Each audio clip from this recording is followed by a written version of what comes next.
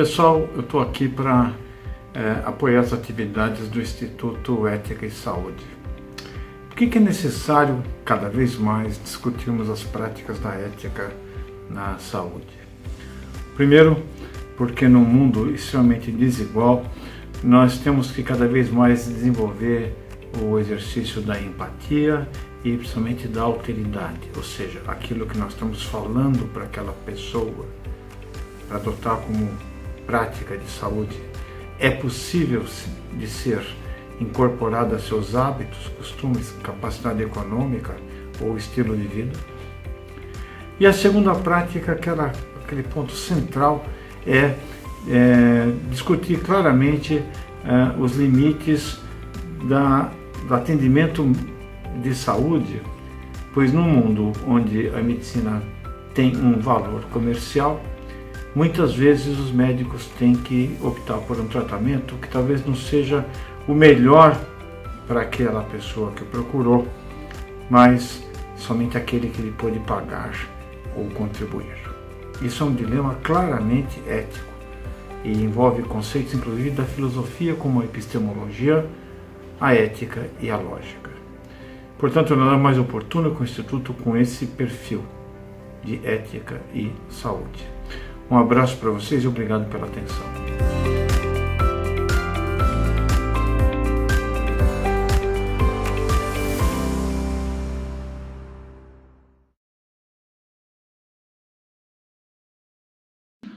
Bom dia a todos. Agradeço a presença de todos, que teremos mais de 70 inscritos e presentes outros tantos. Queria avisar que, simultaneamente, este webinar está sendo transmitido através do canal Instituto Ética Saúde no YouTube. Só que lá não será possível fazer perguntas. Essas perguntas estão vinculadas, nós conseguimos gerenciar só um canal, que é este aqui do Zoom. Então, eu gostaria de apresentar, para iniciar este webinar, apresentar a Vanessa Torres, que é gerente de compliance das organizações de saúde Albert Einstein, que inclui o hospital e mais uma série de outras instituições que prestam relevante papel na saúde do Estado e mesmo fora do Estado de São Paulo. A Vanessa é membro do Conselho de Administração do Instituto Ética Saúde e, nessa condição, representa aqui o presidente do Instituto, que é o Eduardo Winston, e tem, como todos nós, a cabeça e o coração voltados para uma cultura de ética e na consolidação da saúde pública inclusiva, equitativa, igualitária, né, no Brasil, né, minorar as desigualdades e aumentar acesso com qualidade e tudo mais. Então, Ética Saúde foca nas questões de ética, mas, enfim, Vanessa, por favor, a palavra está com você. Obrigada, doutor Sérgio. Bom dia a todos.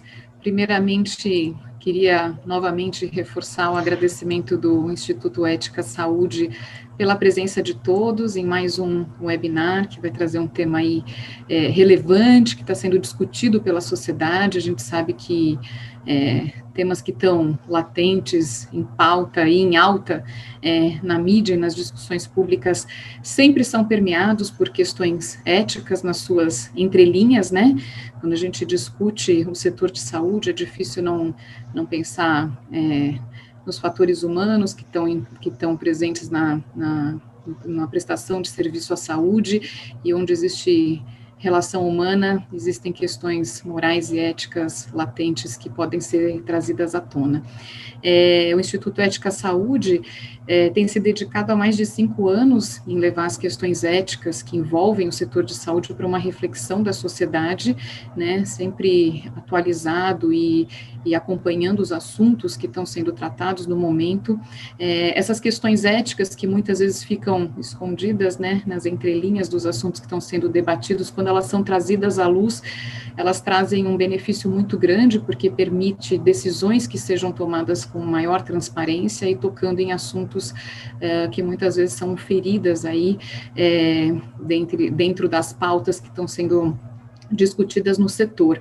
E quando a gente olha retrospectivamente, né, para os últimos 5 anos, a gente vê que a nossa sociedade, ela avançou, né, na tratativa, no pensamento, no posicionamento em relação às questões éticas, né. No setor de saúde, a gente viu grande avanço nas discussões sobre conflitos de interesse, fraudes, desvios, dentre outros problemas morais e éticos que sempre estiveram presentes no nosso setor, talvez adormecidos ou abafados. Então, juntamente com outras organizações muito sérias que tem no setor de saúde, que tem dado voz, que tem se esforçado e trabalhado para falar dos assuntos relativamente à ética, né, e compliance, o Instituto Ética Saúde também estava junto com essas organizações e fez parte dessa história. Então, a gente percebe que está fazendo diferença quando olha retrospectivamente e vê uma sociedade mais madura para discutir os assuntos éticos, né? E no ano passado o Instituto Ética Saúde teve um destaque aí, uma atuação super emblemática frente à situação de pandemia, né, os desafios que não só o Brasil, mas o mundo todo teve, e aí o setor de saúde esteve muito em evidência por conta, né, da pandemia. Até pessoas que normalmente não tinham muita afinidade ou conhecimento sobre como funciona o nosso setor, passaram a prestar atenção no nosso setor, nos desafios que a gente tem aqui, nas fragilidades que a gente enfrenta, e a gente viu o mundo inteiro discutir como é que esse setor poderia se organizar de uma melhor maneira. Todo mundo sentiu, né, as dores aí de ter um setor que muitas vezes é carente de atenção e recursos em algumas frentes, né. A falta de insumos que a gente teve, né, latente aí no início da pandemia, março, abril, falta de testes e até EPIs, né, para os atendimentos aos pacientes. A gente viu o risco de esgotamento da capacidade operacional dos hospitais, né, a guerra dos profissionais da linha de frente, e que ainda estão em guerra, né. Hoje a gente está vivendo uma nova situação de pico aí dessa pandemia. Então, é um cenário que é permeado por questões, obviamente, econômicas, questões técnicas a serem discutidas, epidemiológicas, mas também permeadas por uma série de questões éticas que o Instituto Ética esteve sempre à frente aí, trazendo a discussão, né.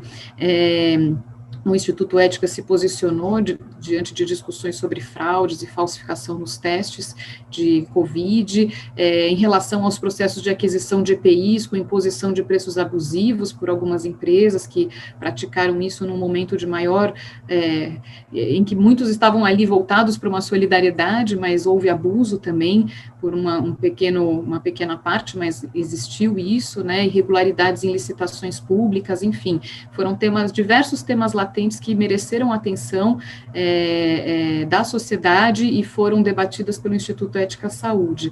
E agora a gente tem as questões das vacinas, né, contra a Covid, finalmente aí disponíveis, e para além, novamente, das discussões regulatórias, epidemiológicas, técnicas, comerciais e até políticas, virou um assunto político a questão de vacina, não vacina, qual vacina, a gente tem assistido a uma série de questões morais aí que precisam ser colocadas em pauta, e esse evento, um dos objetivos dele é trazer à luz esses assuntos, né. Se por um lado a gente tem algumas questões que são genuinamente passíveis de discussão, né, a gente precisa pensar, ponderar do ponto de vista ético, qual é o melhor caminho, como, por exemplo, a gente hoje não tem vacina disponível para todos, nesse primeiro momento. Então, existe a necessidade de criar critérios de priorização da vacinação. Mas o que é um critério justo? Quais são os critérios justos, né? Eles realmente estão prevendo proteger prioritariamente os grupos mais vulneráveis, né? Outra discussão relativa a isso, deveria haver vacinação no setor privado ou ficar restrita ao SUS? Algumas pessoas já falam, né, oferecer vacina no setor privado poderia ser uma forma de permitir que se compre uma prioridade na fila de vacinação, né, e por isso deveria ser restrito ao SUS. São discussões que a gente tem visto, né, que envolvem questões morais, questões éticas, que precisam ser pensadas para encontrar o melhor caminho. Por outro lado, tem algumas questões que a gente entende que envolvem aspectos morais e éticos, mas que não são passíveis de discussão. Uma vez definidos os grupos prioritários, por exemplo, como é que a gente garante controles e conscientização para que não tenha, que as pessoas não furem filas, né, não respeitem as prioridades que foram determinadas. Furar fila não é uma questão ética a ser discutida, é uma questão ética, mas é errado e ponto, né, assim como a falsificação de vacinas, a venda clandestina em camelôs, enfim, diversas situações que já estão saindo e já estão vindo à tona aí pela mídia, né.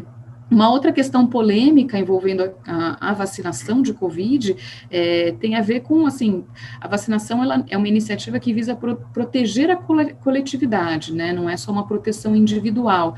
Então, faz sentido que há uma obrigatoriedade de vacinação, né, quando tiver a possibilidade de que todos sejam vacinados, deveria ser obrigatório, é um debate que a gente precisa trazer à tona, e o Instituto Ética Saúde tem esse papel de ajudar a sociedade a refletir sobre as questões relevantes que estejam em torno da ética nos assuntos que estão em pauta no setor de saúde.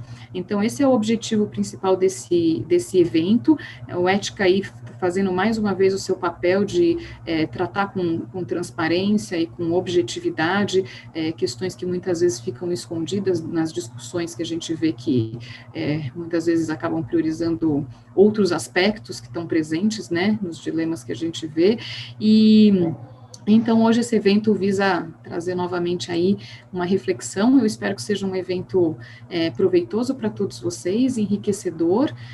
Desejo a todos um excelente evento. Doutor Sérgio, obrigada pela palavra. Muito obrigado, Vanessa. Bom, vamos direto ao ponto, né? Eu vou apresentar de uma vez os dois, não é? Que dispensam, mas, enfim, tem uma formalidade. E depois a gente vai direto, e aí Gonçalo e Gabriel também podem se falar. O meu papel aqui, eu preciso aprender muito, como nós todos aqui, e aí vai. Então, o Gabriel Ozelka é professor associado, está aposentado, mas professor associado do Departamento de Pediatria da Faculdade de Medicina da USP, membro da Comissão Permanente de Assessoramento em Imunizações da Secretaria de Estado da Saúde de São Paulo, presidente da Comissão de Ética da Sociedade Brasileira de Imunizações, e foi membro e presidente do Comitê Técnico Assessor do Programa Nacional de Imunizações por quase 30 anos, até o início do atual governo, né, quando esse comitê foi extinto, não é? Talvez isso, a gente olhando para trás, isso significa alguma coisa, né? Mas, enfim, dá até arrepio de contar essa história. O professor Dr. Gonçalo Vecina é uma personalidade também arquiconhecida, professor da Faculdade de Saúde Pública da Universidade de São Paulo, professor da FGV, Faculdade Getúlio Vargas, um currículo extensíssimo, já foi secretário de Saúde do município de São Paulo, mais do que presidente, foi fundador, organizador, geriu o clima para a fundação da Anvisa, não é? Em nesses intervalos todos, e mesmo em superposição, foi consultor da OPAS, e, como disseram várias pessoas no meu WhatsApp, é um guru para nós todos também. Então, com as credenciais desses dois amigos, eu abro este evento do Instituto Ética Saúde, dando a palavra inicialmente para o Gabriel. Bem, bom dia para todos. Eu quero, de início, fazer o agradecimento habitual, que é sincero, ao Instituto Ética Saúde pelo convite para estar aí, especialmente ao Sérgio pelo convite, e é uma alegria sempre estar junto com o Gonçalo, é uma atividade intelectual e de alegria estar junto com ele e poder discutir essas coisas tão importantes que nós temos em relação às vacinas e ao processo de vacinação. Eu vou procurar, nessa minha apresentação inicial, colocar algumas coisas fundamentais, evidentemente, pelo tempo, não podendo entrar em muito detalhe, mas alguns aspectos fundamentais das vacinas que nós já estamos utilizando no Brasil e das outras que há perspectiva de vir a utilizá-las aqui. Eu não vou, como eu disse, não vou discutir isso em detalhe, mas eu pretendo abordar alguns aspectos fundamentais, que me parecem fundamentais em relação às vacinas, porque isso permitirá que se aprofunde depois a parte de perguntas, no que o Gonçalo vai discutir também, aspectos além dos aspectos técnicos da vacina, uma discussão ética do uso da vacina, dos problemas que estão acontecendo com isso, o que me parece ser impossível sem que se conheça bem as características das vacinas que nós estamos utilizando. Eu começaria dizendo que eu trabalho no campo de imunizações há quase 50 anos, e o que nós estamos vendo com o desenvolvimento, a utilização das vacinas para coronavírus é absolutamente inédito no campo das imunizações. Nessas décadas todas, que foram décadas de grande desenvolvimento das vacinas, grande desenvolvimento, não houve nada remotamente parecido com o que nós estamos verificando agora com as vacinas de coronavírus. Para dar uma ideia, que acho que é um número que muitos de vocês talvez já conheçam, existem hoje em desenvolvimento, mundo afora, quase 200 diferentes produtos vacinais para coronavírus. Quando se fala diferentes, não quer dizer que eles sejam necessariamente diferentes um do outro. Por exemplo, como nós vamos ver, há várias vacinas do tipo inativado, semelhante a coronavírus, nós vamos discutir com detalhe daqui a pouco, em desenvolvimento em diferentes países. Mas o que é notável é que são 200 diferentes produtos sendo desenvolvidos por mais de 100 laboratórios farmacêuticos, institutos de pesquisa e universidades pelo mundo todo. Isso nunca aconteceu, aliás, nada parecido com isso com qualquer das vacinas, das numerosas vacinas que nós utilizamos hoje em dia. A razão desse interesse todo, obviamente, está nos números da pandemia. Eu acho que, embora ainda haja quem queira negar o que está acontecendo, quando se cita os espantosos números da pandemia hoje, né, essa semana, nós temos diagnosticados pelo mundo todo cerca de 97 milhões de casos de coronavírus, com mais de 2 milhões e 100 aproximadamente óbitos em mais de 190 países e regiões de todo o mundo. Os números brasileiros são conhecidos de todos, quase 9 milhões de casos, 8,7, 8,8 milhões de casos, com mais de 212 mil mortes. Outro interesse de desenvolver vacinas, que parece ser definitivamente a solução, não é a única, certamente, como nós vamos discutir, mas é uma das importantíssimas tentativas de solucionar essa terrível crise sanitária que vivemos, o interesse é óbvio. Agora, nós temos vacinas em diferentes estágios de evolução. Há vacinas em fase pré-clínica, ou seja, com estudo em animais, mais de 90, e nós já temos mais de 20 vacinas que estão naquilo que todo mundo já está conhecendo também, que se chama da fase 3, aquela fase final, prévia ao licenciamento da vacina. Já existem 8 vacinas, pelo menos, que têm uso emergencial liberado, licenciado pelo mundo afora, e, como todo mundo sabe, é a notícia de toda hora, de todo momento, em todo lugar, o número de pessoas que estão sendo vacinadas, felizmente, com as dificuldades diferentes em cada lugar, mas o número vem aumentando gradativamente. Além desse número, o que causa espanto para muita gente e com razão, é a rapidez com que essas vacinas se desenvolveram. Nós temos hoje, como nós dissemos, como todo mundo sabe, vacinas que já estão em uso. Cabe sempre lembrar que essa doença foi descrita em dezembro, né, do ano passado, de 2019, comecinho de 2020, e as vacinas começaram a ser utilizadas em dezembro, ou seja, menos de um ano depois, o processo todo entre a descrição da doença, a descrição do vírus causador da doença e a disponibilidade de uma vacina, mais de uma na realidade, para ser utilizada, nos passou um ano. Isso também é inédito no campo das imunizações, um número que também se repete frequentemente. Olha, entre começar a estudar uma vacina e ela está disponível, se passam pelo menos 4 anos, às vezes 7 anos, e às vezes não se consegue, não é? O exemplo do HIV, por exemplo, o exemplo da hepatite C, apesar de muita tentativa, nós não temos vacinas ainda para essas duas doenças muito graves, mas no caso do coronavírus, conseguiu-se alguma coisa que é também inédita, a palavra vai ser usada muitas vezes ao longo dessa exposição.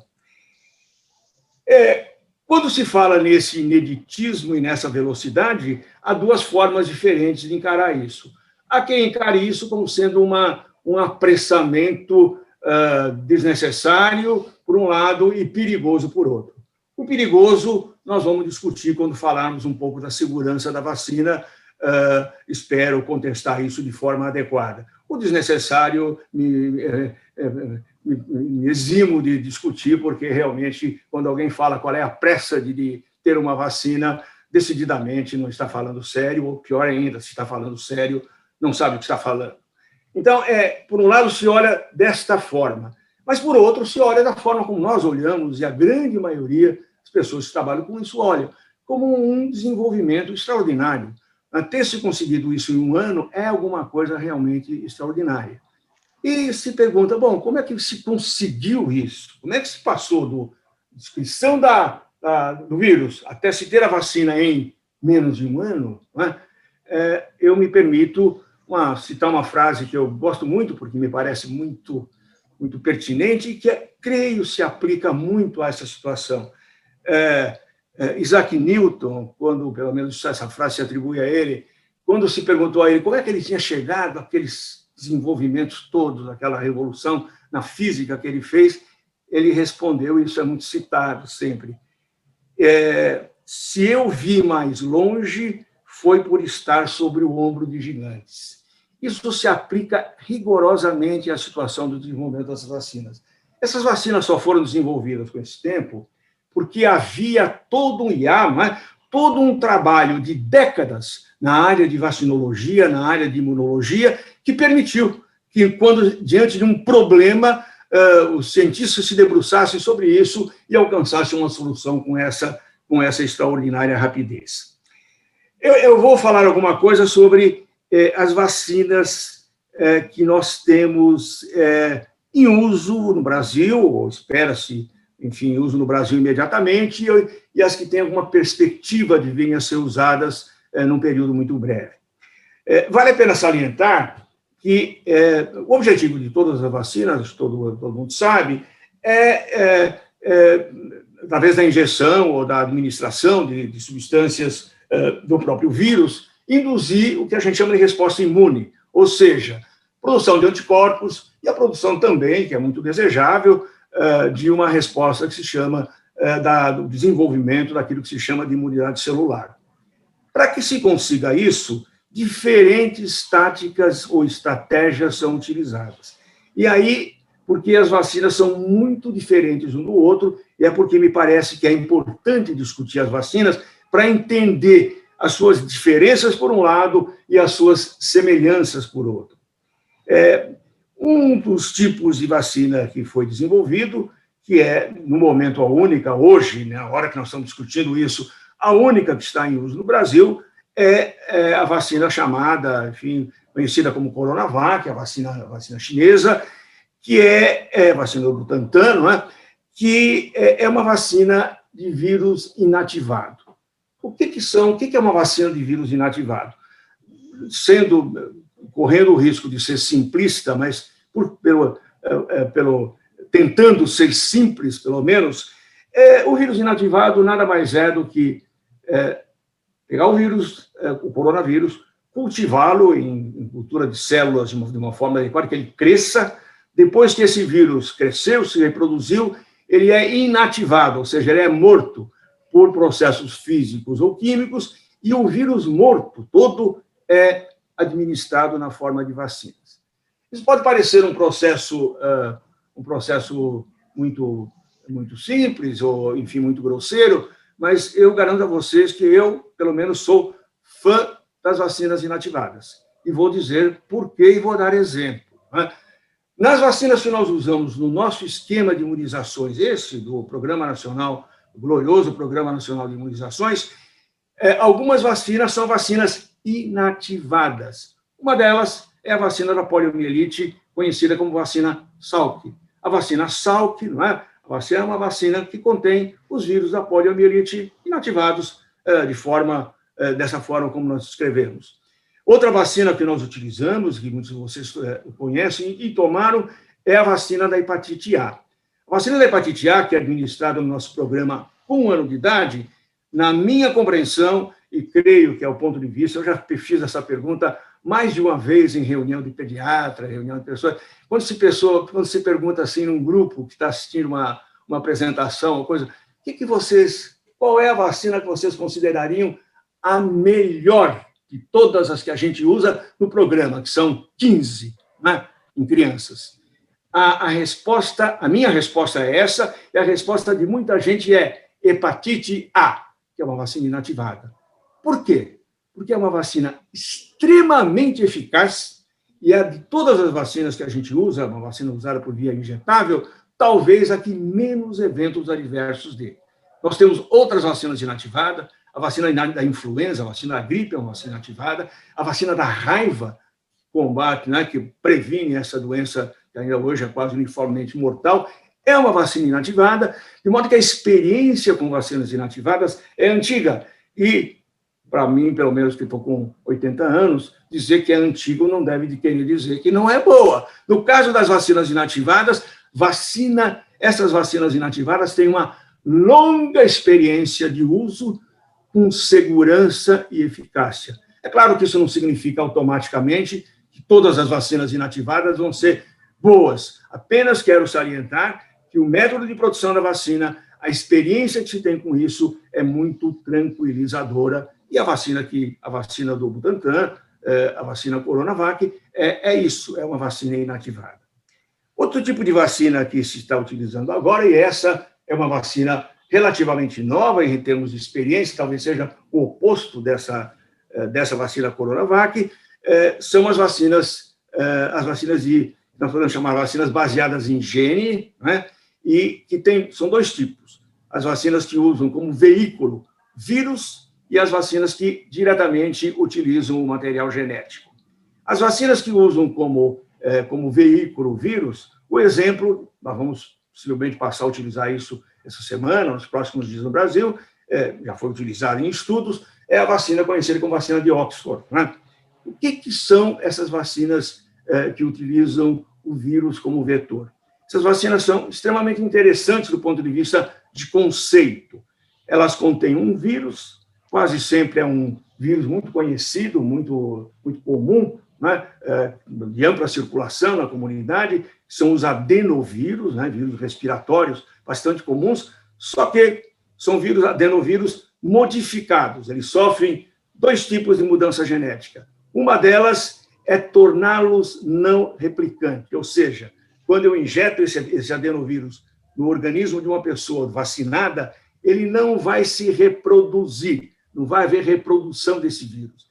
Ele serve ele serve como veículo, e essa é a outra modificação, ele no seu genoma é inserido o gene que codifica a produção daquela famosíssima proteína da spike, né, aquela espícula que está na superfície do coronavírus e que faz parte do mecanismo de infecção, é talvez o mecanismo de infecção mais importante do coronavírus. Então, veja, introduz-se um vírus que não vai se replicar no organismo, mas ele é um veículo para levar ao organismo da pessoa vacinada o gene que codifica esta proteína essa proteína S, a proteína spike, e vai fazer com que no citoplasma da pessoa vacinada se produza anticorpos e imunidade celular contra esse coronavírus. Essa estratégia, que é diferente de uma para outra, mas basicamente é isso, né? O adenovírus, como carregador de um gene indutor de imunidade, é o centro da vacina de Oxford, é o centro da vacina Gamaleya, do Instituto Gamaleya, não é? A Sputnik V, e é também a base da produção de uma vacina na qual se deposita muita esperança, vou dizer daqui a pouco por quê, que é a vacina do laboratório Janssen. Então, essas três são vacinas de vírus não replicantes que carregam genes produtores da vacina. Bem, o segundo grupo de vacinas genéticas, né, de vacinas com gene como base, são as vacinas de RNA mensageiro. Estas são, eu só queria salientar, antes de entrar nessas, que as vacinas, essas vacinas de vírus não replicante, para essas vacinas já se dispunha de uma experiência anterior com algumas doenças, por exemplo, com o Ebola, um resultado muito satisfatório que permitiu o rápido desenvolvimento dessas vacinas. Em relação às vacinas de RNA, essas vacinas são, teoricamente, de concepção muito simples. O RNA é o fragmento da mensagem genética do vírus, do corona, que contém o código para a produção exatamente dessa proteína S, é injetado diretamente na forma já de RNA, do ácido ribonucleico, que é o que leva a mensagem para a fábrica do organismo que vai produzir anticorpos e imunidade celular.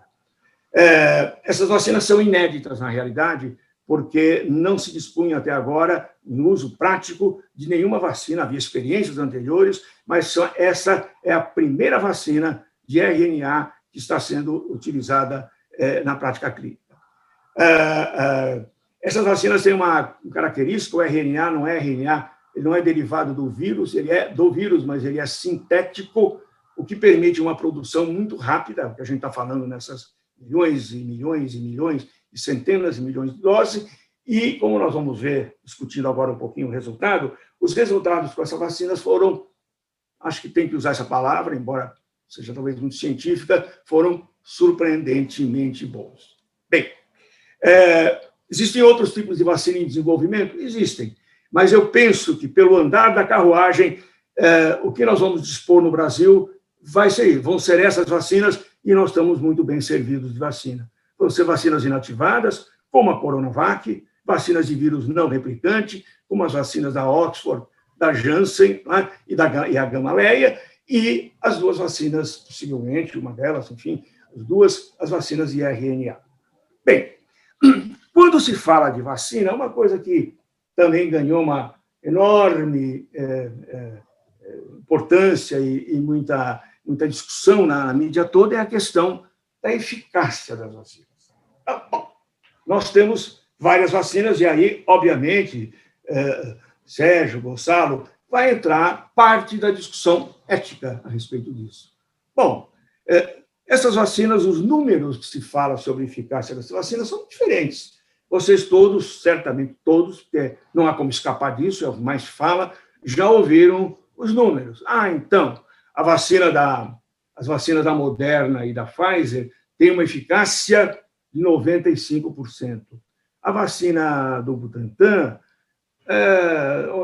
78% para algum tipo de manifestação da doença, 50% para outra. A vacina da Oxford, 70%, 78%, 80%. A Gamaleya, 91,4%, e por aí vai. É preciso muita cautela quando a gente interpreta esses dados de eficácia, não é? Eu vou me desculpando para quem isso talvez seja absolutamente óbvio, mas eu vou dar apenas o exemplo do que a gente tem com a vacina, com a Coronavac, e depois falar um pouco das eventuais diferenças entre elas. Quando se faz, para todas essas vacinas, os estudos que levaram ao licenciamento das vacinas, todos os estudos, têm como objetivo primário, quer dizer, o principal objetivo do estudo, avaliar quanto a vacina consegue proteger contra a doença sintomática, coronavírus sintomático comprovado virologicamente.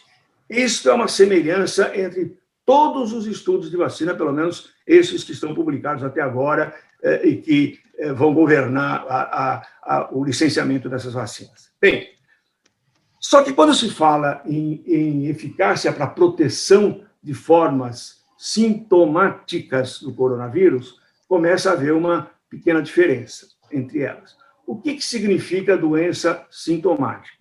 O Butantan optou por incluir como doença sintomática uma série de manifestações, algumas as mais frequentes, evidentemente, diarreia, mal-estar, febre, né? Mas associou algumas que se sabe hoje, com certeza, fazem parte do espectro da doença, mas são mais raras. Por exemplo, diarreia, por exemplo, náuseas, e por aí vai. Ou seja, o Butantan incluiu como doença sintomática, que é o desfecho esperado na eficácia da vacina, praticamente qualquer, não diria qualquer, mas quase qualquer das manifestações clínicas associadas ao coronavírus, o que inclui, certamente, casos muito leves de coronavírus. Quando a gente vê os outros estudos, nós vamos ver que não é exatamente igual. O da Pfizer é muito parecido com a Coronavac, mas o da Oxford e o da Moderna incluíram apenas casos com um espectro de gravidade maior, ou seja, os casos muito leves provavelmente não foram incluídos nessa análise. Por que isso é importante? Isso é importante porque, quando a gente fala em eficácia, eu vou me permitir aí citar, não vou citar exatamente os números, mas eu vou citar mais ou menos os números da Coronavac. O que significa eficácia? No estudo da Coronavac, foram incluídos aqui em 16 centros pelo país todo, né? São Paulo, vários centros de grande importância, foram incluídos perto de 10 mil profissionais de saúde, né? Que foram divididos ao acaso, aleatoriamente, de forma duplo cego, ou seja, nem o pesquisador e nem a pessoa vacinada sabia se estava recebendo a vacina ou o placebo. Esse é o centro do estudo, é comparar a vacina com o placebo. Então, grosseiramente, não é bem isso, mas grosseiramente, 5 mil pessoas receberam a Coronavac e 5 mil, ao acaso, receberam placebo. E essas pessoas, sem saber o que receberam, sem que quem os vacinou soubesse, foram seguidos de uma forma muito, mas muito mesmo, muito cuidadosa ao longo de alguns meses, para verificar se eles desenvolviam algum sintoma de coronavírus e se isso era comprovado virologicamente, que era uma obrigação do estudo. Bom, o que se chegou quando o estudo foi aberto, quando se foi verificar o que tinha acontecido? Mais ou menos, se verificou que 160 pessoas do grupo placebo tinham tido coronavírus em qualquer manifestação clínica, enquanto que mais ou menos 80 tinham tido coronavírus no grupo vacinado. Ou seja, se não tivesse recebido a vacina, o que se esperaria, porque a divisão foi ao acaso, que 100 pessoas no grupo vacinado tivessem desenvolvido coronavírus ao longo daqueles meses.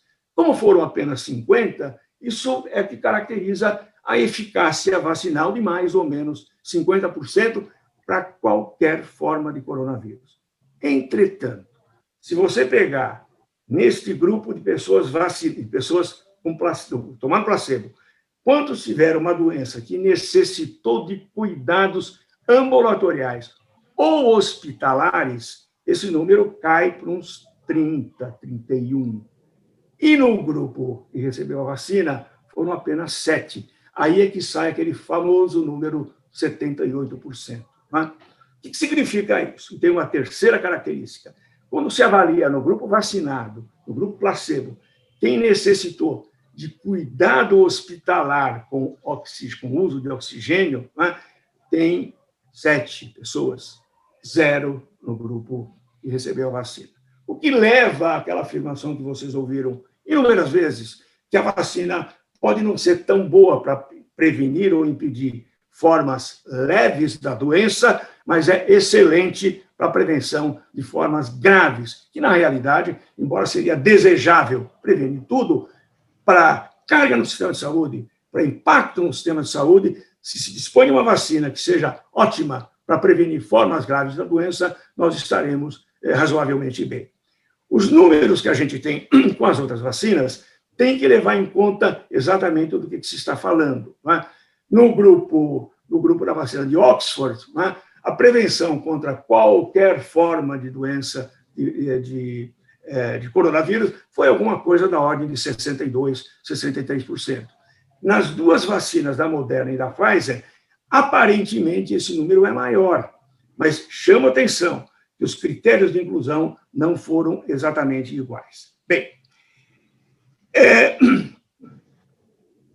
o que nós temos hoje é que as duas vacinas utilizadas hoje no Brasil, a da Oxford e a Coronavac, foram licenciadas por aquilo que a Anvisa, o Gonçalo talvez fale alguma coisa a mais sobre isso, chama de uso emergencial.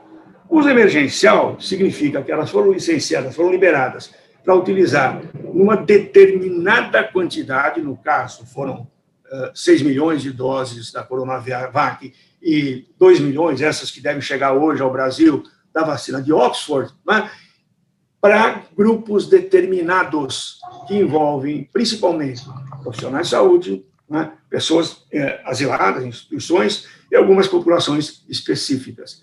Ou seja, o uso emergencial não permite o uso fora desses grupos.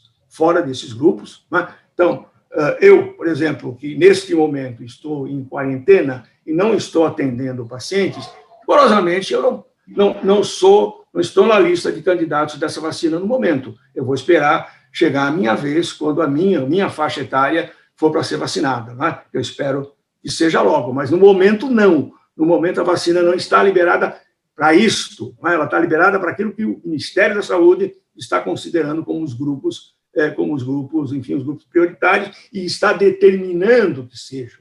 Eu vou chegar logo, espero, mas por enquanto não estou. Por outro lado, quando houver o licenciamento para, enfim, o registro, a coisa é diferente, vai ser para grupos maiores, para quem não tiver contraindicação à vacina, a partir possivelmente dos 18 anos de idade, desde que haja disponibilidade da vacina, e isso vai ser uma outra discussão. O que permanece como problemas, para a gente terminar, o que permanece como problemas, no meu modo de ver, em relação às vacinas? Eu queria salientar que, embora o registro, a autorização para uso emergencial e para registro definitivo sejam processos diferentes, as duas levam em conta fundamentalmente segurança e eficácia. Ou seja, nós sabemos e conhecemos o processo que foi utilizado para o licenciamento dessas vacinas, conhecemos os estudos que levaram a isso, a segurança dessas vacinas é muito satisfatória. E eu creio que, neste momento, além da discussão da eficácia, a questão da segurança é absolutamente fundamental. Não se licencia uma vacina, seja para uso emergencial, seja, muito menos, para uso para o registro definitivo, sem convicção de sua segurança.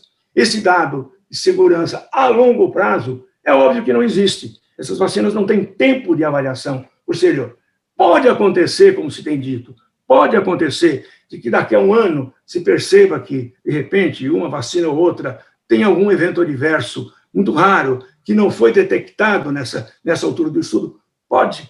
Esse é um risco que se corre, mas comparando risco e benefício do que é a pandemia hoje e de tudo que se conhece de vacina, o que aconteceu com o tempo de utilização, nós podemos dizer, eu me incluo nesse grupo com absoluta, com convicção, que o risco é claramente superior ao benefício.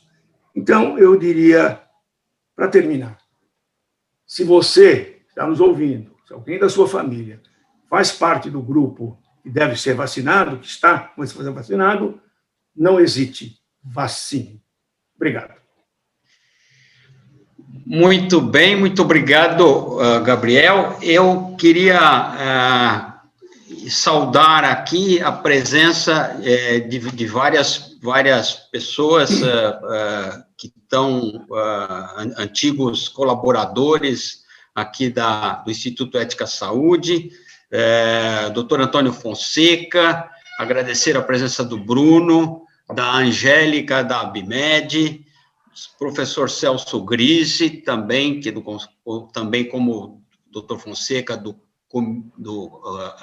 comitê de ética do Instituto, presença da Dália, do Carlos Gouveia, da CBDL, do Dr. Fernando Costa, da Sociedade Brasileira de Cardiologia, uma série de outros presentes que estão aqui via YouTube, agradeço muito.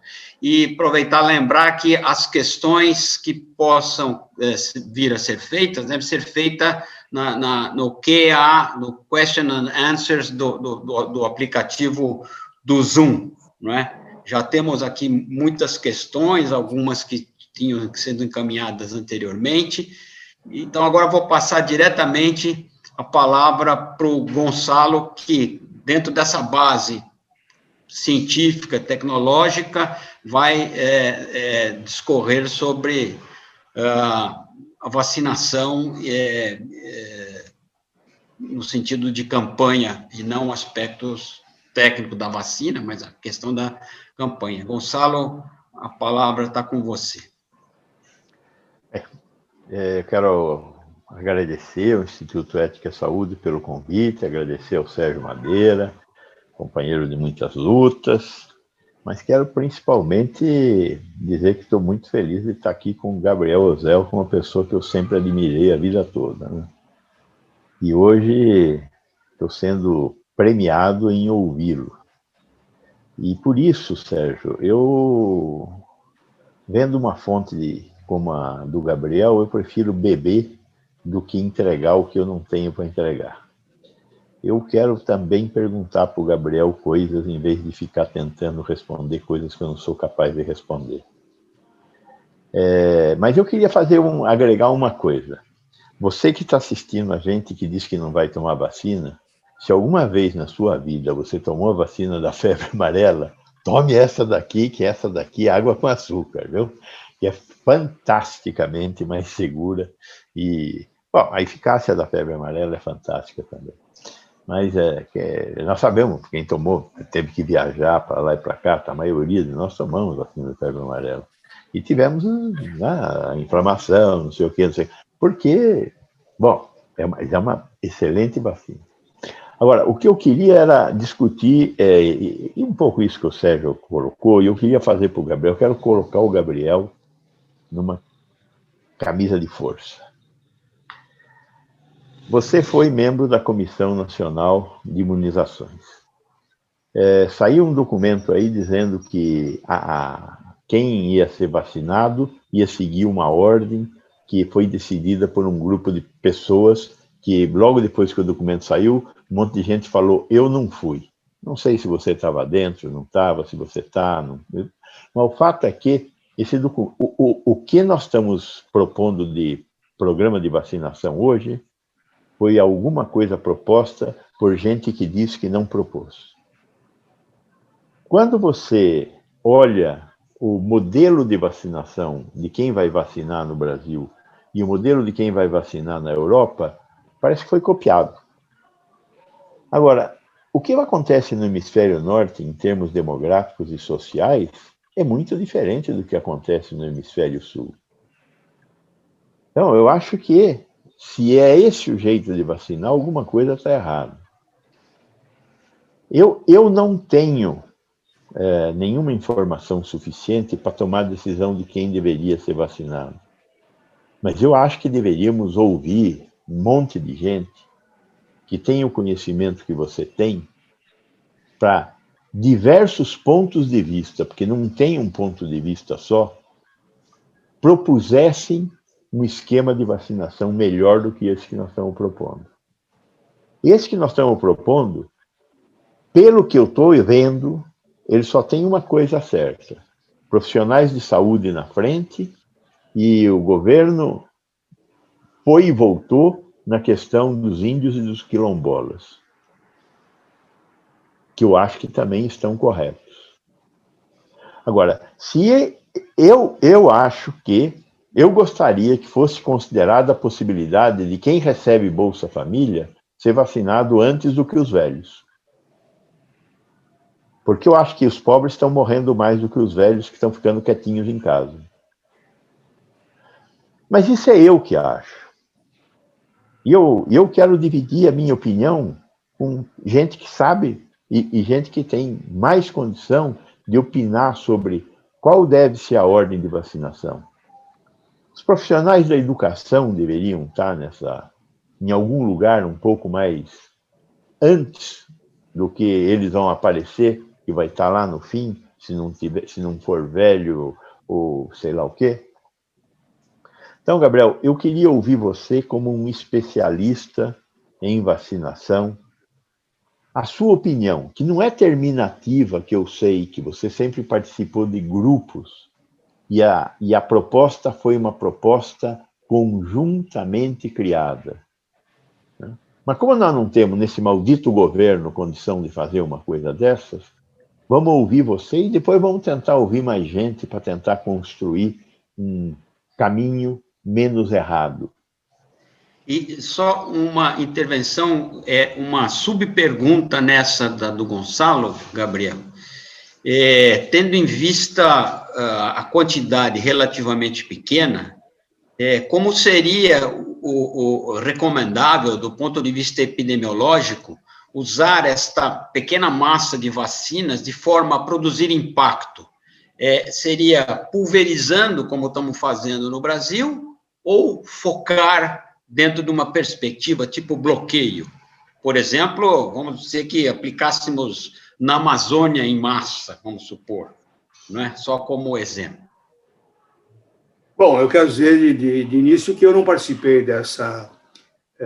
o Ministério constituiu vários grupos que discutiram a elaboração final do Programa do Plano Nacional de Imunização, né, que é isso que está sendo operacionalizado agora, e o que o Gonçalo citou aconteceu. Na realidade, o andamento do processo, embora quando você vê o nome das pessoas envolvidas, e eu conheço muita gente, e até ao longo do processo a gente foi conversando, são gente de extraordinária competência. Não é? Eu acho que, dificilmente, o Ministério poderia, claro, sempre há críticas para lá e para cá, mas acho que escolheu um grupo muito competente. A forma, e aí a gente começa a cair na incompetência e outras características desse bendito governo. Quer dizer, a forma como as coisas foram implementadas está sendo realmente um desastre. Porque, embora você possa discutir, eu acho que é uma discussão perfeitamente cabível, se esta estratificação dos grupos é adequada ou não, eu penso que o que está acontecendo no momento, e é o que está dando margem à crítica, é que, na pressa de tirar fotografia para ser o primeiro que vacinou aqui, o primeiro que vacinou ali, o primeiro que vacinou acolá, não houve tempo de preparar isso aqui. Então, quando você fala, por exemplo, a coisa que mais se fala hoje em dia, profissionais que estão na linha de frente, o que exatamente significa a linha de frente? E a linha de frente é uma reta assim, ou a linha de frente é uma coisa desse tamanho, que dentro da linha de frente você tem diferentes características e diferentes riscos? Isto não ficou claro. Isso é uma coisa, é uma pena, porque na nossa experiência anterior de vacinação, nós temos uma história de eficiência, de eficácia muito grande na implementação de campanhas de vacinação. Na pressa de fazer isso e outra, né, no que está acontecendo com vários motivos que também, possivelmente, tem muito a ver com incompetência, com história anterior desse governo, o fato de nós estarmos com um número muito pequeno de doses de vacina está levando a isso que nós estamos vendo agora. Eu, francamente, não sei te dizer, Gonçalo, seria uma temeridade, uma leviandade minha, dizer para você que eu acho que vacinação de determinados segmentos populacionais, do ponto de vista de morbidade, mortalidade e controle da epidemia, seria melhor do que vacinar o grupo que se optou por fazer, na hora que nós tivermos vacina, que vão ser os idosos e tal. Essa foi a estratégia que foi adotada praticamente em todo lugar do mundo, com poucas exceções. Uma coisa com que eu concordo com você, com o Sérgio, que estão dizendo aqui, se eu tivesse parte da desculpa, tenho a impressão que caminharia por esse lado. Eu acho que, por tudo que se tem discutido, pela importância da reabertura das escolas, né, pelos fatores envolvidos, penso que a vacinação de profissionais de saúde, aqueles que têm, novamente, aqueles da linha de frente da educação, penso que deveriam ser privilegiados e não estar lá no quarto lugar como eles estão. Mas eu penso que se nós, veja, Gonçalo, eu ainda tenho essa esperança, pode ser que seja um pouco de ingenuidade baseada em história anterior. Eu ainda acredito que no momento, se e quando tivermos vacina suficiente, nós temos uma estrutura do Programa Nacional de Imunizações que vai fazer com que o programa acabe sendo um sucesso. Eu ainda acredito nisso. Minha mulher, que é pediatra também, me disse que às vezes acho que eu estou sendo ingênuo, que acho que não vai acontecer, mas eu quero crer. Ainda acredito que se tivermos vacina, talvez em março, talvez não antes disso, as coisas vão começar a se ajeitar. Mas, por enquanto, está muito ruim, é uma coisa que é algo que é ruim para a credibilidade. Essa coisa de você ver gente furando fila, ia ter gente furando fila por mais bem organizado que o sistema fosse. Só que não foi. Né? Então, com um sistema mal organizado, naturalmente, as furadas de fila e as entradas periféricas estão acontecendo. Gabriel, me diga uma coisa. Nós temos 80 milhões de doses da vacina da gripe para março, abril e junho. Como você vê a sobreposição? Porque nós vamos ter vacina, você está certo nisso. A partir de março, Butantan e Fiocruz, se nós resolvermos os problemas diplomáticos, eu acho que vamos resolver, nós vamos ter 30 milhões de doses da vacina da Covid, 15 milhões da AstraZeneca, 15 milhões da Butantan. Então vamos ter 30 milhões de doses. Como é que faz a vacinação de gripe e Covid? Suspende... Porque são duas vacinas que talvez briguem imunologicamente no corpo das pessoas também, né? Essa é uma das questões uma das questões mais importantes que a gente tem que contemplar nessas próximas poucas semanas, espero, né? Por aí. O que vai acontecer quando a vacina da gripe ou a campanha da gripe estiver em ação? Hoje, se você ler o documento técnico do Ministério da Saúde, que está sendo prudente, que está reproduzindo o que os fabricantes dizem, é que deve haver um intervalo de pelo menos 2 semanas entre a vacinação do Covid, né, e outras vacinas. Né? Eu conversava ontem com um colega que trabalha comigo, o Guido Levi, e nós estávamos conversando, trocando ideias sobre isso. E a minha impressão, e a impressão dele também, é que essa posição não vai se sustentar. Que quando chegarmos na época da gripe, o que vai acontecer é que se vai partir daquilo que se conhece com o uso de vacinas inativadas. Vamos lembrar que, embora as vacinas de adenovírus sejam um organismo vivo, elas são consideradas vacinas inativadas. É muito importante chamar a atenção disso, porque elas não se reproduzem, não replicam no organismo. Então, nós vamos ter, e se houver uma vacina da Pfizer também, é uma vacina só de segmento genético, uma vacina não tem micro-organismo vivo. E o que nós temos como experiência? Nós temos uma enorme experiência, com muitos diferentes tipos de vacina, e é uma afirmação que você encontra nos livros texto de vacinologia, que não precisa haver intervalo entre a administração de 2 vacinas inativadas. Então, eu penso que essa questão de intervalo não vai acontecer. E só para dar um exemplo adicional, no Hospital das Clínicas, que está fazendo uma vacinação, enfim, escala grande, a informação que os responsáveis pela vacinação, são pessoas da competência, estão dando, é que não precisa respeitar intervalo entre 2 vacinas inativadas. Então, embora, isso é uma impressão, mas eu se fosse fazer uma apostinha, eu apostaria que muito provavelmente, até por uma questão logística, senão a coisa vai ficar extremamente complicada, mas não é porque a logística aponta, é porque nós temos experiência anterior que dá bastante segurança de dizer que não deve ser, não há razão para, isso a experiência vai mostrar, mas não há razão para imaginar que com essas vacinas inativadas exista interferência, menos resposta imune, ou problema de segurança administrando 2 vacinas inativadas sem respeitar um determinado intervalo. E, obviamente, o seguinte, não é, Gonçalo, eventualmente, essa é uma coisa também mais delicada, não sei se isso vai, mas também, administrá-las simultaneamente, que hoje também é a afirmação geral para vacinas inativadas. Não há duas vacinas inativadas que sejam contraindicadas para serem administradas simultaneamente. Ou seja, eventualmente, é possível que se chegue que administrar a vacina do coronavírus e a vacina de influenza, que é exatamente a questão que o Gonçalo está colocando, se possa, inclusive, fazer simultaneamente. Essa vai ser uma discussão muito importante nas próximas semanas. E a dose de reforço? Podemos não ter a segunda dose, no caso da coronavírus, da Coronavac? Olha, a distribuição das vacinas e a orientação está sendo, não é? E no caso não sei se o estado inteiro, mas pelo menos o município de São Paulo fez isso, o que ele fez, ele distribuiu as doses para a primeira dose e vai dar as doses para a segunda dose daqui a 21 dias ou alguma coisa por aí. Então, em princípio, não se espera que isso diminua, que haja mas tem problema. municípios agora que não.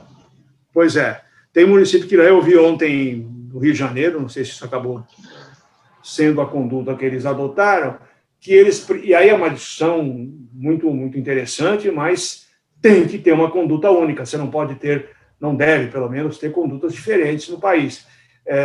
O Reino Unido, como acho que muita gente sabe, que está usando a vacina, nesse momento usou a vacina da Pfizer e agora está usando a vacina da Oxford.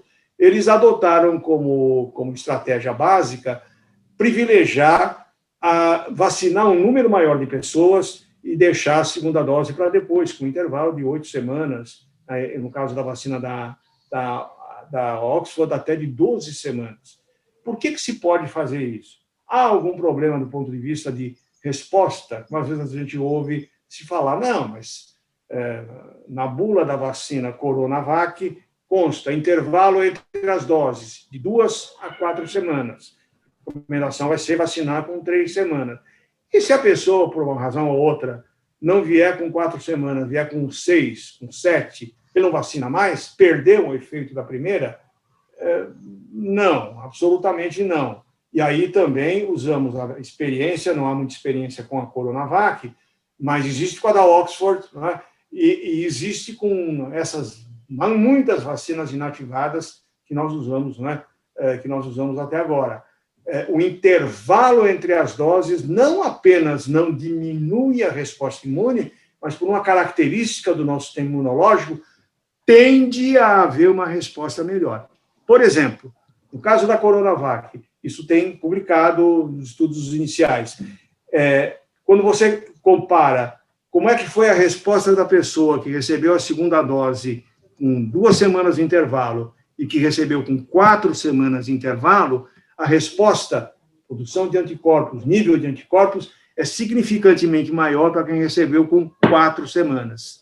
E tudo leva a crer que se você aumentar o intervalo para 6, para 7, para 8, possivelmente aumente ainda mais. Agora, tem a questão, e nisso eu que faço a pergunta para o Gonçalo, aí entra a questão epidemiológica, né?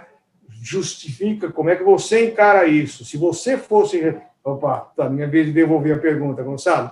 Se você fosse opinar sobre isso, com estoque diminuto de vacinas como nós temos hoje, você optaria por vacinar um número maior de pessoas e sair nessa experiência enorme que a gente tem de passado e que o intervalo entre as doses não compromete a resposta final, ou ficaria preocupado com ausências, com falhas, qual seria a sua posição nesse sentido, não sabe?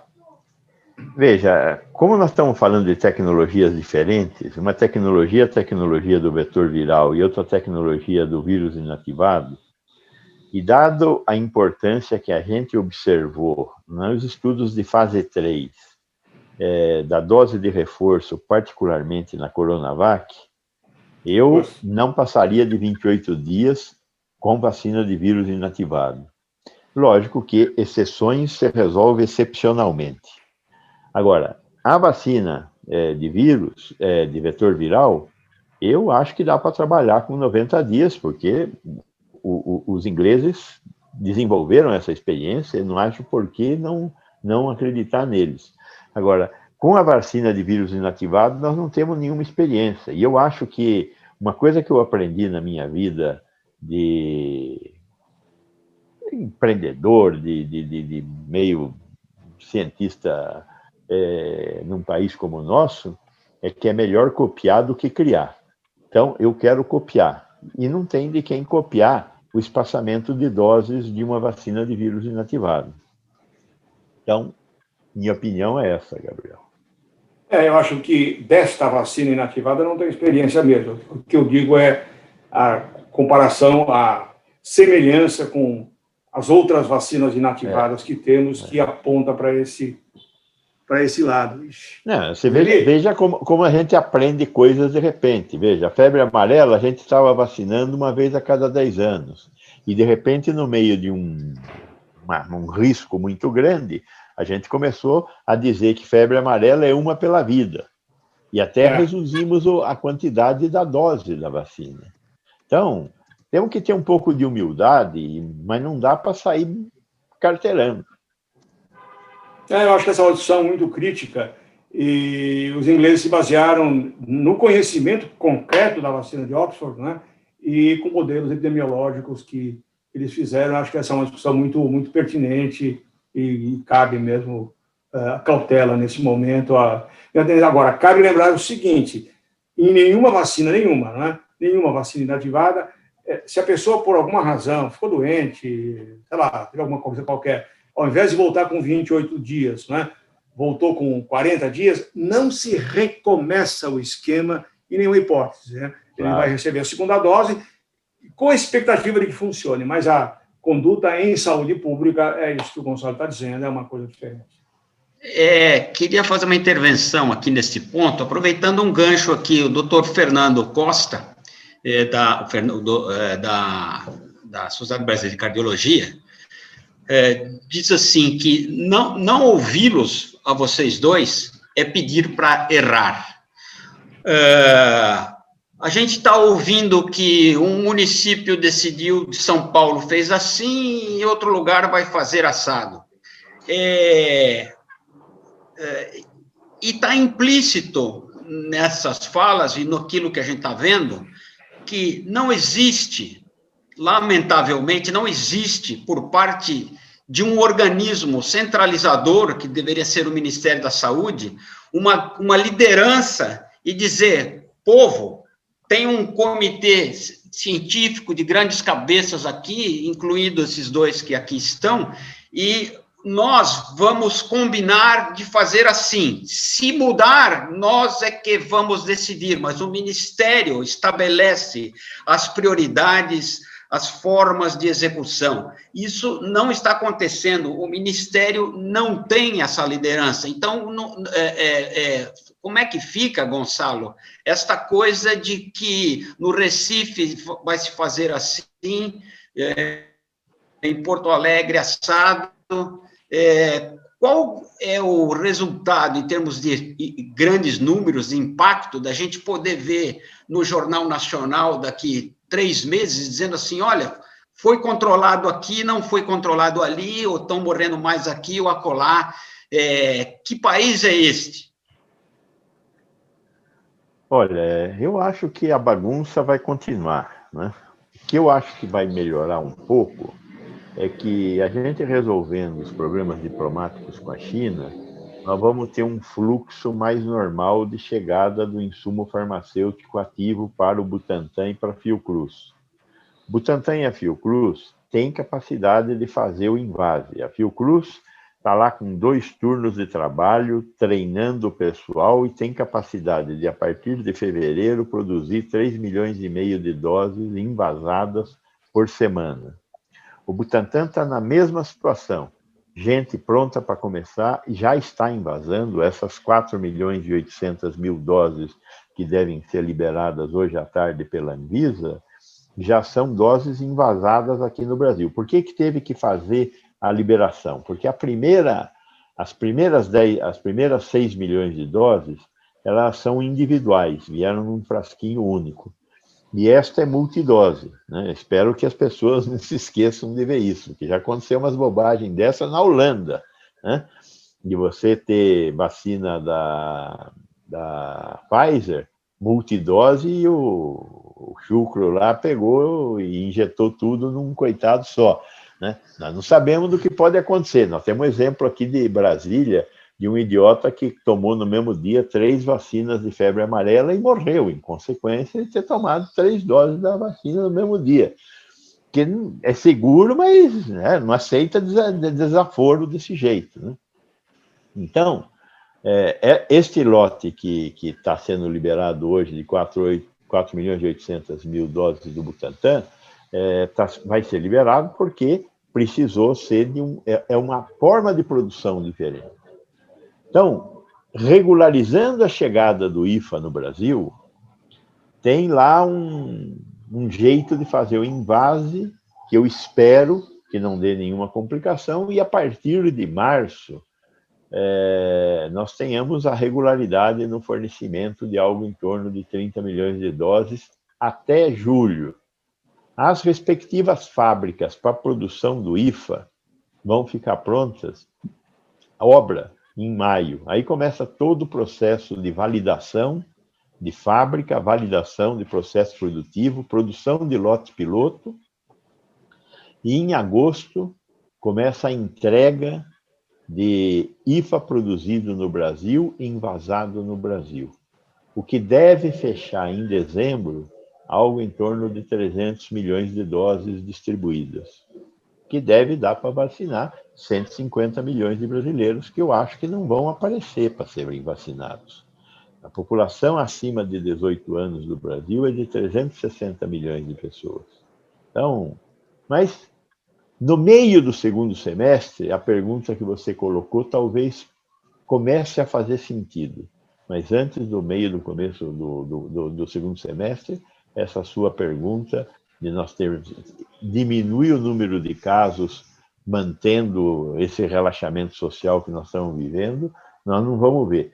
Mas, porém, com esse relaxamento social que nós estamos vivendo, que nós vamos ver aumentar o número de casos, aumentar o número de óbitos e ter mais bobagens como as que aconteceram no Amazonas. Exatamente. Queria só acrescentar isso que o Gonçalo está dizendo, que quando se fala-se muito em imunidade coletiva, vacinar 70% da população, precisa lembrar, as vacinas têm uma determinada eficácia, por um lado, e, em segundo lugar, não vão ser incluídos, não vai ser incluída toda a população. Primeiro, as vacinas não estão licenciadas para acima de 18 anos de idade, né? E a outra que eu também acredito, gostaria que não fosse assim, que a adesão à vacinação, até por todas as tentativas que se fez de desacreditar as vacinas, não vai ser próximo de 100%. Oxalá fosse, e oxalá com toda essa... Mas não vai, possivelmente não vai ser. Então, enquanto isso, né, todas as medidas, que são as medidas que todos aceitam, quase todos aceitam como as medidas que podem ajudar muito a controlar a pandemia, tem que saber. E não está acontecendo. Isolamento social, uso de máscara, né, higiene pessoal, não, as vacinas, por melhor que sejam, não vão funcionar, a não ser nos próximos, sendo muito otimista, daqui a alguns meses a gente veja o impacto da vacinação. Podemos pegar o exemplo a gente tem seguido muito cuidadosamente, não é, Gonçalo?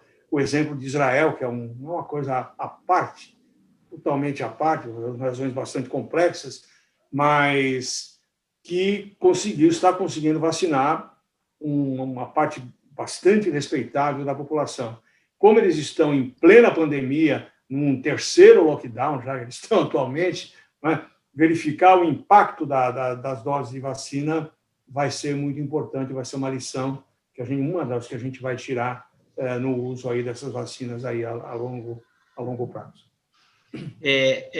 Gonçalo, eu então fico com a sensação de que a única coisa que vai combater a desorganização no nosso país é massificar a vacinação e a gente esquecer as irregularidades e buscar a produção máxima e aplicação máxima de vacinas. Dito isto, é preciso que haja adesão. eu queria que você falasse um pouco, então, como sensibilizar a população.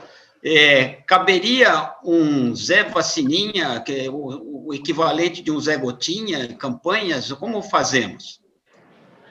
Nenhuma ação de imunização neste país, que é o país que tem mais sucesso de imunizar, foi realizada sem massivas campanhas de comunicação.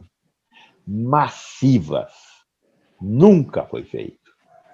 Ou a gente comunica massivamente, ou a gente não fica imaginando que todo mundo é um Einstein para saber que vai ter vacina.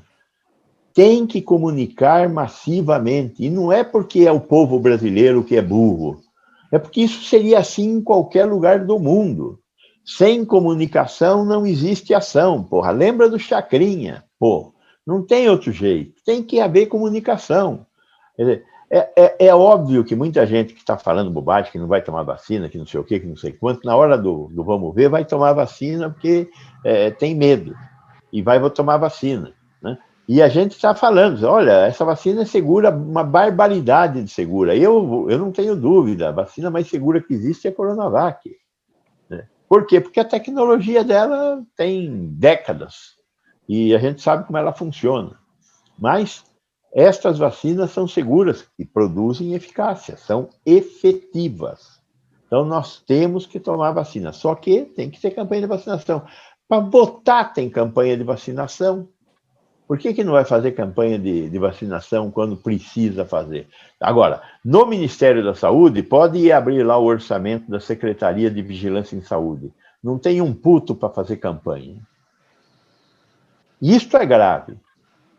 E por isso eu acho que a sociedade tem que se meter nessa história, exigir do Ministério, o Ministério Público tem que fazer o que ele foi feito para fazer.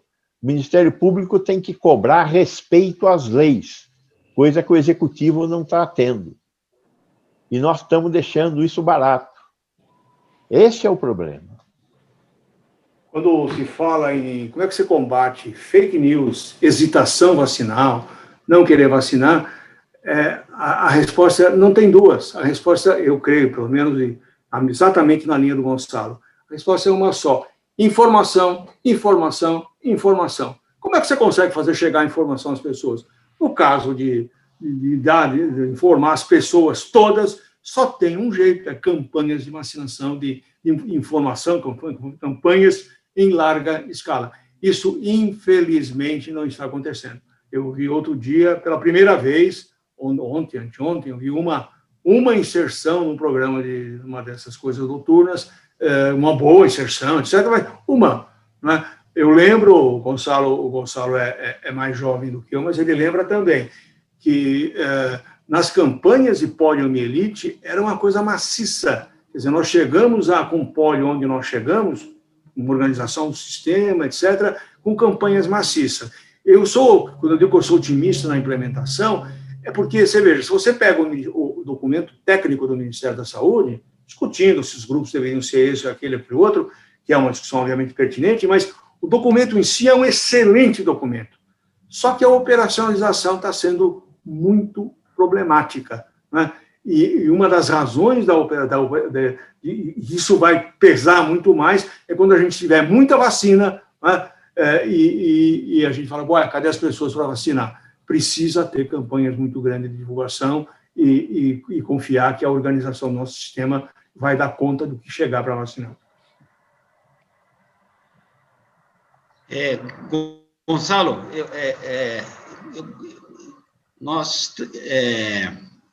a gente tem visto, não é? Os primeiros casos de fura-fila, aparentemente, isto é incontrolável, né? Mas isso também deve fazer parte de campanhas. Essas campanhas provavelmente não virão do Ministério, não é? Como a sociedade civil organizada ou organizações sem fins lucrativos e as grandes organismos, as grandes empresas privadas, podem e devem, você acha que vão trabalhar em processo de comunicação na mídia? O brasileiro parece que funciona com a mídia televisiva, basicamente, né? Mas tem outras, rádio, por exemplo, é uma coisa de imensa penetração. Tem alguma possibilidade de ações independentes do Ministério? Primeiro, acho que a gente tem que dar um desconto para o fato de que nós ainda não temos uma segurança de ter vacina, né? Então, a gente tem essa questão de que a gente está meio cá, meio lá, né? Eu falei dezenas de vezes que nós íamos ter uma quantidade de vacinas em fevereiro. Por quê? Porque eu estou acompanhando o Butantan e a Fiocruz, né? Agora, quem que ia esperar que a China falasse daqui não sai vacina? A Índia até foi uma coisa nova. A Fiocruz criou a Índia de repente aí por causa que o Dória tinha vacina para começar e o Bolsonaro não tinha, e eles tentaram resolver o problema para o Bolsonaro e não conseguiram, infelizmente, porque a Índia de repente resolveu vetar a saída de vacinas de lá. É bom a gente lembrar que Índia e China dependem de exportar o que eles produzem. Eles precisam exportar o que eles produzem para conseguirem continuar comprando comida. Então, eles precisam vender. Então, essa decisão de segurar vacina na Índia e na China pode ter consequência a curto prazo para a disposição de investimento em fábrica local. E eles sabem disso, eles não são tão obtusos assim. O Narendra indiano é um sujeito obtuso, mas tudo tem um limite. Vamos ver o Xi Jinping, que esse é um estrategista de primeira mão. Com certeza vai haver a liberação, com certeza ele vai colocar o 5G nessa história. Enfim, existe um jogo mundial, não existe um jogo local, e a gente tem que entender isso. Coisa que este idiota que está lá, o Ernesto, que está lá no Ministério das Relações Exteriores, nunca imaginou que existisse, porque é um sujeito que tem meio neurônio. Agora, resolvida a questão da oferta de vacinas, coisa dos próximos 15 dias, eu espero, nós temos que começar a concatenar alguma ação. Estados e municípios têm que fazer a sua parte. E o Ministério Público tem que cobrar uma política pública de comunicação do Ministério da Saúde, porque tem que ter uma comunicação nacional. Não ter a comunicação nacional é crime. É crime. Está na Constituição. E é da responsabilidade do guardião da lei, que é o Ministério Público, cobrar isso. A segunda questão é a sociedade civil organizada. Eu estou aí numa meia dúzia de entidades, direitos já, vacina já, fazendo o que eu posso, né? É atividade política, né? Cada um de nós tem as suas responsabilidades. Vamos colocar em campo a nossa capacidade de movimentar, de fermentar a sociedade, para que a sociedade exija que essa disseminação de informação ocorra. Vamos lembrar que eu me vacinar não mudará o curso da doença. Ou todos nos vacinamos, ou a doença vai continuar mandando bala. Porque enquanto sobrarem suscetíveis suficientes para serem encontrados pelo vírus, ele as encontrará. E pior, continuará mutando. E pior, essas mutações poderão oportunamente trazer um vírus que seja resistente às vacinas. Não é inesperado acontecer isso. Nós temos que rapidamente conseguir cobrir a maior parte da população, não do Brasil, mas do mundo, com a vacina. Então, Sérgio, se prepara para fazer mais lives. A gente seguramente vai estar... vamos estar continuando, né, que essa questão. Eu queria que você comentasse, Gonçalo, nessa avidez desta procura, essa coisa de fura-fila e carteiradas e coisas semelhantes, né, além da distorção da aplicação de vacinas em profissionais que estão quase fora da área de risco, porque, de repente, um rapaz de 25 anos que está na gestão pode estar no serviço público, mas não é a primeira linha, não é? Bom, mas diante dessas dificuldades todas, como é que a gente deve encarar alguns movimentos na sociedade a respeito das iniciativas individuais de comprar vacina, de obter vacinas em rede privada? Como é essa alternativa? Bom, não é de impacto para o país, mas queria que você comentasse esse aspecto. Para o Instituto Ética em Saúde, parte da discussão eu não vou entrar nela, vou deixar. E o Gabriel é um mestre nessa história. Eu não sou. Eu sou um sujeito um pouco mais tosco. Primeiro, a venda de vacina neste momento é imoral. Ponto. Não interessa se a iniciativa privada quer ajudar, quer foder, não me interessa. É imoral. Ponto. O Brasil é o país que tem a segunda população carcerária maior do mundo. Prendendo, nós não vamos resolver nenhum problema do Brasil. Então, punir não é o caminho. Porém, sanções são fundamentais. Qual é a diferença entre ter sanções e punir? Que cada um responda. Olha, se não usar o cinto de segurança, você pode ser sancionado. Isso fez com que a gente usasse o cinto de segurança. Fumar em locais fechados tem sanções.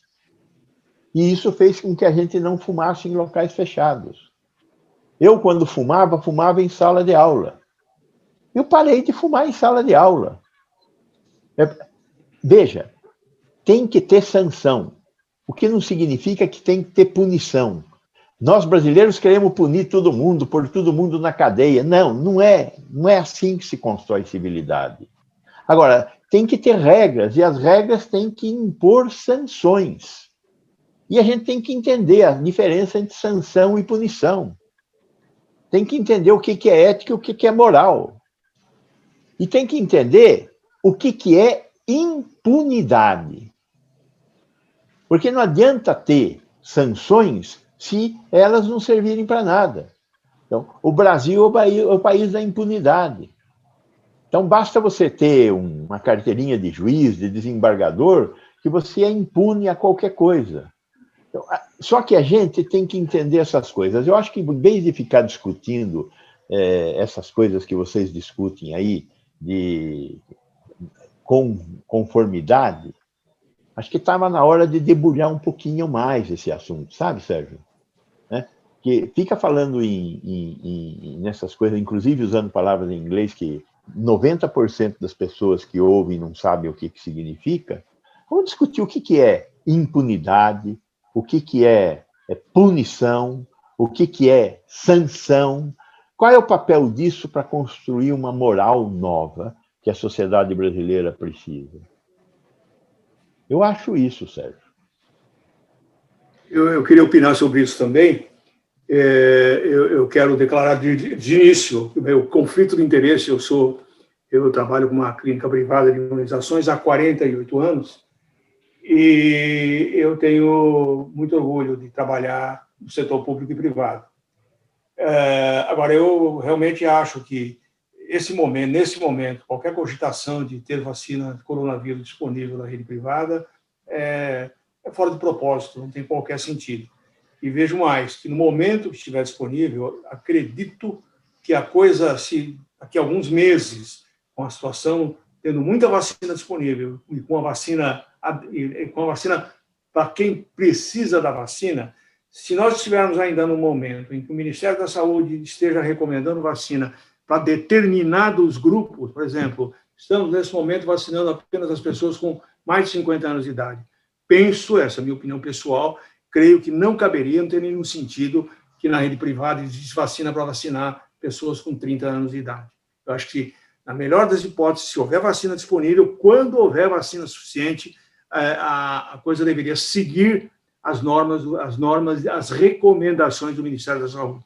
Como eu não vejo isso acontecendo nos próximos muitos meses, não acredito que essa questão venha se colocar, seria, no momento, uma violência contra, enfim, quem não está recebendo a vacina, embora vivamos numa sociedade capitalista, etc., mas é uma situação de pandemia que é absolutamente peculiar e a gente tem que trabalhar com essa compreensão. Eu acho que é um momento singular que nós estamos vivendo, que é esse momento de criar a transparência de uma coisa que é invisível. O que é invisível na sociedade brasileira? A desigualdade. Então, quando as pessoas estão discutindo esse negócio de quem tem dinheiro pode comprar vacina antes porque tem dinheiro, nós estamos dando visibilidade para uma coisa que era invisível. Tem muitas outras coisas que nós precisaríamos da visibilidade. A fila da cirurgia cardíaca é invisível. Quem tem dinheiro opera antes, quem não tem dinheiro opera depois no SUS. Nós precisamos resolver a invisibilidade da desigualdade. E temos que aproveitar agora, porque nós enxergamos esse problema da vacina. Então vamos aproveitar para mostrar que a invisibilidade cria desigualdade e mata pessoas. Este é o momento. Bom, nós já chegamos ao horário limite, mas nós acho que aprendemos muitas coisas hoje, não é? E como dizem todas as grandes cabeças, todo dia é um dia de aprendizado novo nesta pandemia do Covid, seja por questões técnicas específicas, questões operacionais, logísticas, essas coisas, por exemplo, de comércio internacional e como o Brasil se coloca no mundo, né? Tem gente que acha que não é um problema ser pária, né? O ministro de Relações Exteriores tem uma declaração, já não é um problema ser pária. Bom, essa não é a opinião de quem tem neurônios, né, e que tem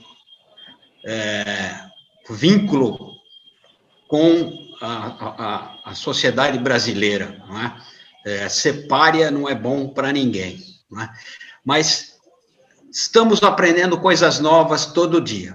Mas, entretanto, algumas coisas foram mais ou menos encaminhadas aqui. E aí eu vou fazer uma afirmação, e eu pediria que nos encerramentos Gabriel e Gonçalo comentassem para ver se eu posso ter esta conclusão ou não.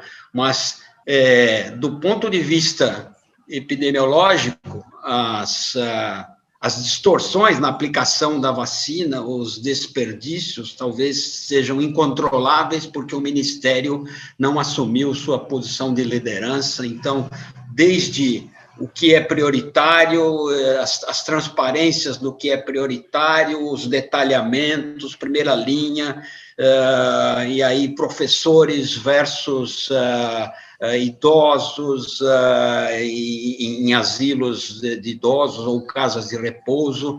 Então, asilos são aqueles que não têm para pagar, casas de repouso são aquelas famílias que pagam. Então, tem algumas dessas questões que não vamos dar conta. O que temos que ir atrás é maximizar os números da oferta e chegar à população, né, com um número significativo de doses. E, para isso, nós vamos precisar de campanhas. Campanhas, nós temos que acionar o Ministério Público e os organismos, as organizações da sociedade, dentro das máximas que sempre discutimos nos ambientes políticos. Né? Feito isso, encaminharia para o Gabriel e para o Gonçalo as conclusões e palavras finais. Por favor. Gabriel. Bem, eu penso que a mensagem final você já apontou, Sérgio. Independente dos problemas de operacionalização que a gente tenha, vamos lembrar que a questão das quedas de coberturas vacinais não é um problema de agora, já vinha acontecendo antes da pandemia, e nós estávamos discutindo muito, todo mundo trabalha nessa área, o que fazer para se contrapor a isso.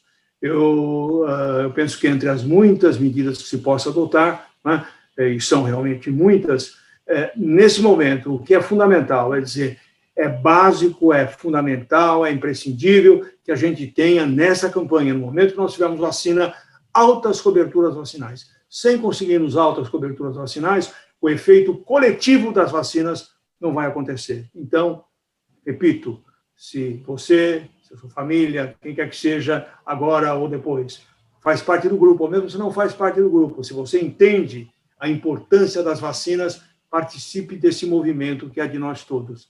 Vacina já e vacina para todos. De pleníssimo acordo com o Sérgio e com o meu amigo Gabriel Ozelka, meus dois amigos, Sérgio e Gabriel Ozelka. Foi uma honra estar com vocês aqui hoje e fazer parte dessa onda que nós temos que liderar nesse país. Quem ama vacina, vamos vacinar. Não tem outra saída para essa pandemia, para parar de morrer gente desnecessariamente. E, se possível, guarde um pouco de energia para o impeachment.